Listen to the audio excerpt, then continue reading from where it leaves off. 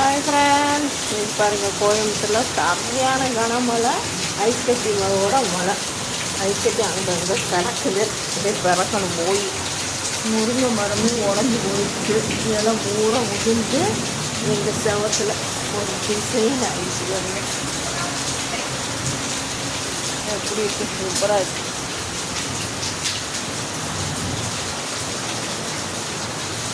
சூப்பராக இருக்குது, டிசைன் அழகா இருக்கா.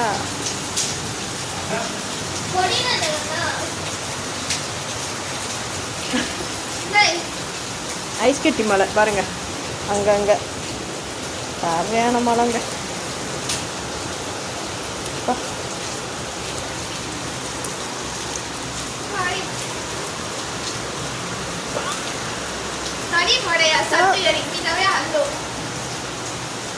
சூப்பராக இருக்கு பாருங்க டிசைன்.